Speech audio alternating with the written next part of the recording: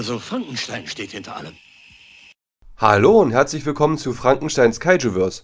Bei uns kommt es auf die Größe an. Wenn man sich die Godzilla-Filme ansieht, ob als Fan oder ganz normaler Filmliebhaber, ist man eigentlich immer gespannt, wie eindrucksvoll der König der Monster diesmal inszeniert wurde, wie die Effekte aussehen, wie hart gekämpft wird und so weiter. Wenn man aber die Filme kennt, gerade aus Kindheitstagen bis heute, dann achtet man natürlich auch auf die Schauspielerinnen und Schauspieler. Wer die klassische Showa-Ära kennt, ob Godzilla-Filme oder andere Kaiju-Produktionen, weiß, dass es einen festen Cast gab, der in einer Vielzahl von Filmen auftrat. Sehr viele sympathische Leute verkörperten oft ikonische Rollen, die leider oder vielleicht auch zum Glück nicht dem Mainstream bekannt sind. Als Fan schaut man diesen Schauspieler und Schauspielerinnen gerne zu. Die Rollen, die sie verkörpern, sind entweder ernste, seriöse und verantwortungsbewusste Wissenschaftler und Politiker, engagierte Journalisten, heroische Militärangehörige oder mutige Alltagshelden. Auch die Schauspieler haben eine ganz andere Ausstrahlung und Leinwandpräsenz als viele der heutigen Darsteller. Ihr Auftreten ist normal und alles in allem sehr entspannt und glaubwürdig. Leider ist es heute, gerade bei Blockbustern so, dass man oft überdrehte, überartikulierende und übergestikulierende Schauspieler und Schauspielerinnen hat. Oft gepaart mit einer unnötigen Floskel. Wir wollen uns mal die sehr bekannten, aber auch die vielleicht nicht so bekannten Schauspielerinnen und Schauspieler ansehen. In diesem Video beschäftigen wir uns mit der Showa-Ära von Godzilla. Natürlich umfasst die Showa-Ära noch andere klassische Toho-Filme, wie zum Beispiel Rodan, Mothra oder Frankenstein Zweikampf der Giganten. Und diese werden auch bei dem einen oder anderen erwähnt. Aber hauptsächlich gehen wir die Godzilla-Reihe durch. Viele Schauspieler hatten in ihrer Kindheit andere Namen und schafften sich später die uns bekannten Namen an. Um ein mögliches Namenschaos zu vermeiden, bleiben wir bei den gängigen Namen. Dieses Video wird in mehreren Teilen veröffentlicht. Wenn ihr zu einem bestimmten Schauspieler oder Schauspielerin mehr erfahren möchtet, dann schreibt diese ruhig in die Kommentare und wir werden uns darum kümmern. Mit der Heisei- und Millennium-Ära geht es mit anderen Videos später weiter. Es wird kein großes Video geben, sondern viele kleine, die mit wenig Abstand von uns veröffentlicht werden, sodass ein flüssiges Schauen dieser kleinen Videoreihe möglich ist. Wir wünschen euch viel Spaß dabei!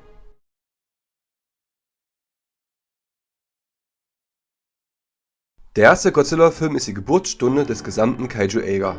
Gleich beim ersten Film wurden hervorragende Schauspieler gecastet, die sogar noch viele Jahrzehnte später im Kaiju-Eiga auftreten werden.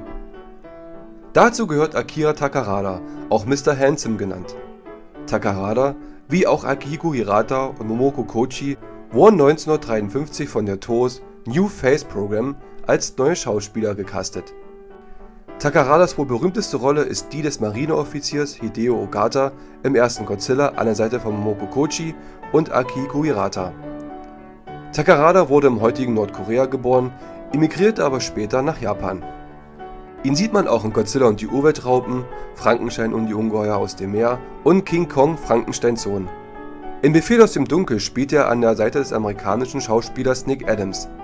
Beide verkörpern Astronauten, die sich im Kampf mit den Invasoren des Planeten X befinden. Adams und Takarada harmonieren unglaublich gut miteinander. Den beiden hätte man auch noch gerne weitere Auftritte gegönnt. Vielleicht wäre es dazu gekommen, aber Nick Adams verstarb im Jahr 1968. Takarada kehrt 1992 in Godzilla Kampf der Saurier-Mutanten zum König der Monster zurück. Er hat zwar bloß eine kleine Nebenrolle, aber es ist schon schön, ihn nach so langer Zeit wiederzusehen. 2004 hatte er beim Jubiläumsfilm von Godzilla ebenfalls eine Nebenrolle. 10 Jahre später, 2014, sollte er in Gareth Edwards' Godzilla kurz zu sehen sein. Für Fans wäre das ein absolutes Highlight gewesen. Er sollte ein Flughafenmitarbeiter sein, der mit Ford Brody interagiert. Leider wurde diese Szene gestrichen. Dafür kann man nur reines Unverständnis haben. Der Film an sich ist so von unnötigen menschlichen Szenen überladen, da wäre es schön gewesen, Takarada und seinen Godzilla wieder einmal in einem Film zu erleben. 2024 wurde die Szene veröffentlicht. In den 60er Jahren war er für das japanische Kino das, was Burt Lancaster, Sean Connery und Tony Curtis für das westliche Publikum waren. Akira Takarada war ein Allround-Talent. Er war nicht nur Schauspieler für Film und Fernsehen, sondern auch für das Theater. Als Synchronsprecher war er ebenfalls aktiv. Er lieh in Disneys Aladdin seine Stimme Jafar. Seine letzte Rolle hatte er 2022 im Film Live in Bloom. Am 14. März 2022 verstarb Akira Takarada mit 87 Jahren. Takarada erzählte sehr gerne folgende Anekdote über sich. Während des Drehs des ersten Godzillas habe ich neuling mich auf dem Set vorgestellt. Ich sagte sehr laut, ich spiele die Hauptrolle, schön euch alle kennenzulernen. Der Chef der Lichttechniker sagte zu mir, Idiot, du spielst nicht die Hauptrolle, der Hauptdarsteller ist Godzilla. Ich sagte, ja natürlich. Godzilla von 1954 verschaffte Takarada eine unglaubliche Karriere. Der Schauspieler war dem Kaiju ewig dankbar dafür, dass dieser ihm verhalf, ein so gutes Leben zu führen. Für seine Fans war er auf Ausstellungen und Conventions immer greifbar und nahm sich Zeit für diese. Zusammen mit Kenji Sahara und Hiroshi Koizumi ist er der einzige Schauspieler, der in der Showa, Heisei und Millennium-Ära zu sehen ist. Wahrlich kann man ihm den Titel Mr. Handsome geben.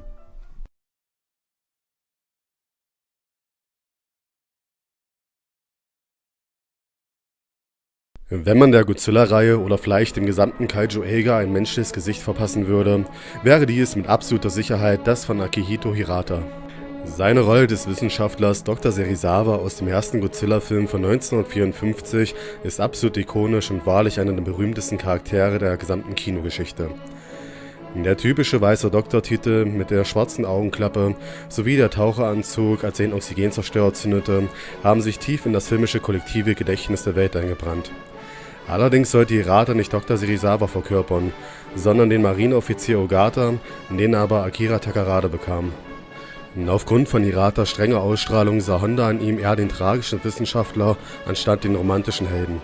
Eine sehr gute Entscheidung. Er wurde in der koreanischen Hauptstadt Seoul geboren. Glücklicherweise wuchs er in einer wohlhabenden Familie auf, was es ihm ermöglichte, an der Universität von Tokio zu studieren. Seine Leidenschaft war die Fotografie, was in ihm wahrscheinlich das Interesse am Film weckte. Sein älterer Bruder verschaffte ihm einen Job als Regieassistent, doch die Tore sah ihn lieber vor als hinter der Kamera. Hirata war einer von Hondas bevorzugten Schauspielern. Sein markantes Gesicht und seine Erscheinung machten ihn zu einem gefragten Schauspieler.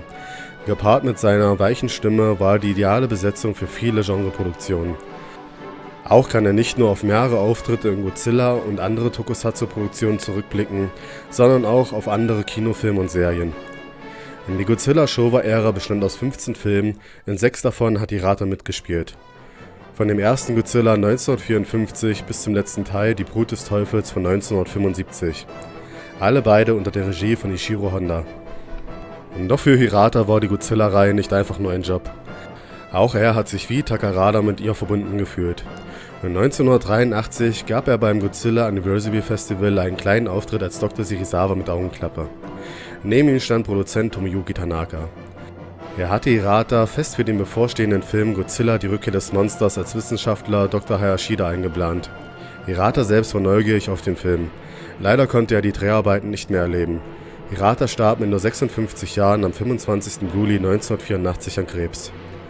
Sein Freund und Kollege Yusuke Natsuki übernahm dann in Erinnerung an seinen toten Freund die Rolle des Dr. Hayashida. Hirata wäre sicherlich stolz gewesen, wie Yusuke Natsuki gespielt hat. Seine letzte Rolle hatte er in Koji Hashimotos Bye Bye Jupiter von 1984. Hashimoto inszenierte einige Monate später den ersten Teil der großartigen Heisei-Ära, den Film, den Hirata nicht mehr miterlebt hat. Die Rolle des Dr. Serizawa wird in der Godzilla-Reihe regelmäßig erwähnt und seine Forschungen haben bis in die Gegenwart Bestand. Im Monsterverse wird Dr. Serizawa von Ken Watanabe gespielt. Watanabes Darstellung des berühmten Doktors ist eine von wenigen menschlichen Highlights des Monsterverse. Schade, dass sie ihn in King of Monsters sterben ließen. Akihito Hirata ist einer der berühmtesten, wenn nicht sogar das berühmteste menschliche Aushängeschild des Kaiju Eiga. In der Mainstream-Unterhaltung werden meistens amerikanische Minen mit Auszeichnungen überschüttet. Selbst andere westliche Staaten haben oft bei der Preisverleihung nicht die Aufmerksamkeit wie ihre US-Kollegen. Wenn Hirata noch länger gelebt hätte, wäre es mehr als fair und gerecht gewesen, dass ihm ein Oscar für sein Lebenswerk verliehen wird.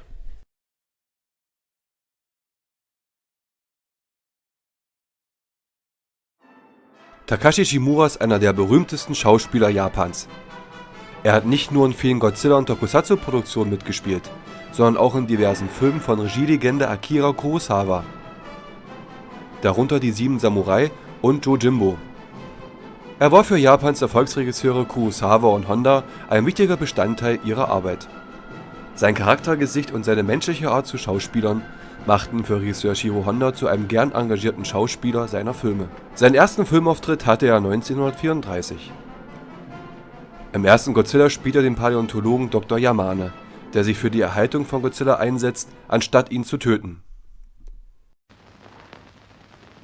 Vergessen Sie Ihren Plan, den Godzilla töten zu wollen. Erforschen Sie lieber an ihm die Geheimnisse des Lebens.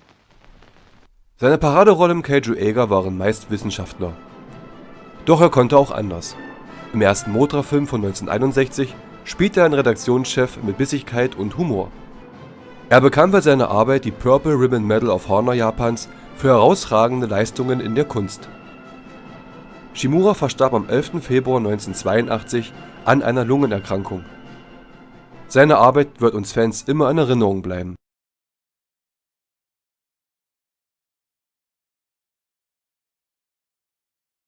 Momoko Koichi war eine der Favoriten von Toos New Face-Programm 1953. Man kennt sie vor allem als Himiko Yamane aus Ishiro Hondas ersten Godzilla-Film. Himikos Charakter ist dabei einer der wichtigsten im gesamten Film. Sie widersetzt sich den traditionellen japanischen Gegebenheiten und heiratet nicht den ihr versprochenen Dr. Serizawa, sondern sie folgt ihrem Herzen und will sich mit Ogata eine Zukunft aufbauen. Und trotzdem will sie Serizawa nicht aus ihrem Leben verlieren und sieht in ihm mehr einen Bruder. Doch nachdem Godzilla seinen Vernichtungsfeldzug durch Tokio beendet hat, gab sie ihre Kenntnis von der Erfindung Dr. Serizawas Ogata preis. Der Oxygenzerstörer soll gegen Godzilla eingesetzt werden, und so kam es auch.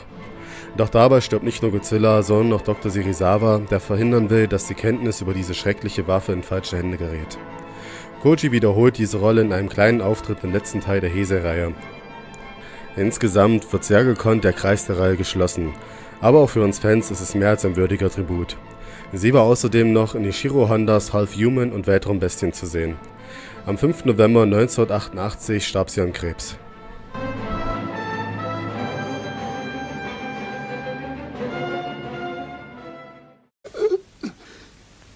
Es war Frankenstein.